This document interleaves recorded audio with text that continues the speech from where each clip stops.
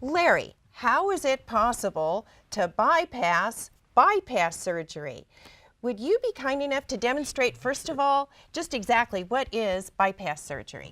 Okay, Heidi, it is possible, but let me explain to you how the heart functions first. You know, the heart is a ball of muscle. It just pumps blood and has blood in the chambers, but it needs its own blood supply on the surface of the heart. And that comes in the form of the coronary arteries. And there's one down the front, there's one on the bottom that supplies the right side, and there's one that goes behind the heart. Now, Larry, the arteries are the red. The red and the blue would be veins? Veins, because okay. just like every piece of your body, there are veins that bring blood back to the lungs, and there's arteries that bring blood, fresh blood, to the muscle itself. With time, these arteries can become clogged with hardening of the arteries, we call it, or atherosclerosis. And if they become narrowed enough, your heart will not get enough blood during exertion, and you'll start to get a discomfort called angina or angina. And angina is a specific symptom. It's a tightness or a pressure or a squeezing or a heaviness that comes on with exertion. With exertion. And may go away with rest. And you may feel it in your jaw. You may feel it in tightness here. You may feel it in your arms, right or left or both, or across your back. Once that occurs, you need to see a physician.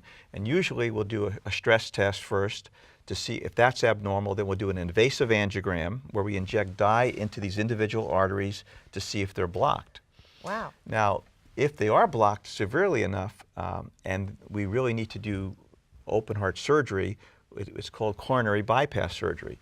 And what that is, the artery of the chest is opened up, a vein is taken from the legs, put into the aorta, and it actually bypasses the blocked piece. So the artery isn't taken out, it's just bypassed.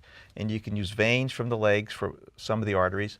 There's also another artery that comes off your collarbone here called the internal mammary artery, and that is also used as a bypass graft. So this loop right here shows one bypass. If someone had, say, quadruple bypass, would they have 4 of those? Yeah, and you see 4 of these grafts, maybe one to this artery here, one to this one here.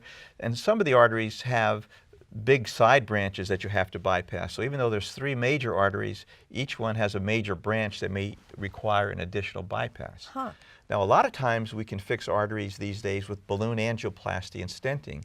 There's approximately 500,000 open heart surgeries a year, and there's about 1.3 million balloon angioplasties. And stents, now we tend to put stents in with the balloon, but this is a large balloon, much bigger than the ones we use on the heart, but it can fit into the narrowed area of the heart like that. We can of the artery, we can expand the balloon, and this is all done through the catheter going through the leg, and it opens up the artery, and then we take the balloon out. And if we want to put a stent in, which we do most of the time when we have, rather than just a balloon, the stent is crimped on top of the balloon, and the stent stays in the artery and expands it. And keeps it open, is that correct? Correct? So in other words, this represents an artery that looks good. That looks good. Okay, and then here we see narrowing. Narrowing. From plaque and that. And then this one, you have trouble getting the balloon in. Yeah, we can get trouble getting the balloon in, but usually we can put the balloon in and open the artery up. Okay. Now the problem occurs. What about, so this one's impossible, which is why we have to come up with another alternative? Yeah, so this time, sometimes after we put a stent in or balloon angioplasty, years later, the artery scars down and we can't fix it. Oh, really? So it's not fixed for good? Yeah, we cannot put a stent in it or a balloon because we can't, there's no opening. Okay. Or say they had bypass surgery.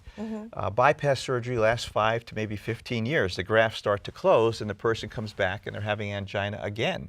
And you have to make a decision. Do you want to do another open heart surgery? Or do you want to try something less invasive? So we may try and do angioplasty, but if the artery is totally blocked, we have somebody who we want to avoid or bypass another bypass. So we do have an alternative to that. And that alternative is called external counterpulsation. It is one of the most bizarre looking treatments that we have. When we go to my office, you'll see how bizarre it is. But the reason why we call it external counterpulsation is because we don't put any IVs in you. It's done in the office. You lay on a bed, which you'll see, and we put these cuffs. There's 3 cuffs. We put one on the calf, one on the thigh, and one on the buttocks. And it's called counterpulsation because it squeezes down when the heart's relaxing. So it pumps blood back to the arteries, and say if this artery, this bypass graft is closed and this artery is blocked, it pumps blood back to the heart and causes new arteries to grow from the open artery here over to the closed one. So it causes the release of these chemicals that cause new arteries to grow. So essentially, you're making your own bypass surgery. So you're regenerating these arteries. These arteries. Huh. And we're going to go to the office now, and we're going to see what this looks like in a real person. Oh, boy, I can hardly wait. This is Mr. McFarland. He had bypass surgery in 1989, almost 20 years ago. About a half a year ago, started having chest pain. We did an angiogram. One of his bypass grafts have closed. Our choices were to do another open heart surgery, which would be an increased risk in him. It would be a second one, or to do this treatment called external counterpulsation. And he underwent treatment. John, why don't you tell us how it felt going through this? Do you feel better or worse? No, I felt improved quite a bit. My endurance improved. Your endurance improved. What about your chest discomfort and breathing problems? The chest discomfort is maybe 90% reduced. So you think you're back to your usual, almost usual self? Almost, yes. So the process is called external counterpulsation. We have these three cuffs here, here, and on the buttocks, and this is going to inflate first, then this one, and it's going to pump blood back to the heart during the resting cycle of the heart, so it's pulsatile. And then they deflate sequentially from here, here, and here when the heart is pumping the blood back away from the lungs.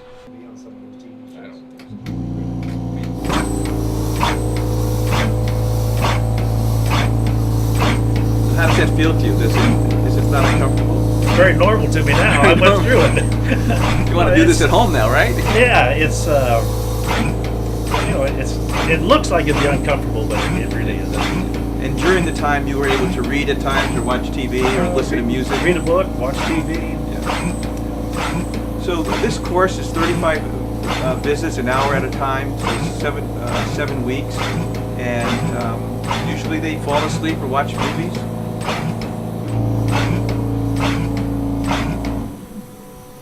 It looks simple, but it's hooked up to this to the EKG machine, and this thing has to pump precisely at the right moment to fill the heart with blood at the exact precise time, otherwise it won't work. And it's caused new arteries to grow from one side of the heart over to another, so he's made his own bypasses. We call it external because everything is external. We don't put any IVs in him, and it's counter pulsation because it's going against the flow of blood towards the heart, and it's a pulsatile, so it means it happens at a certain time in the heart cycle. So we call it external counterpulsation, or ECP. We've done 1,000 patients over the past, since the year 2000. The success rate is about 90-95%, which means 90 to 95% of them get better. And when they do get better, it lasts for at least 3 years or more, sometimes 5 years or more. So we've had a very good success. John is our star patient. He avoided bypass surgery with this, and he liked it so much he came in for another visit today.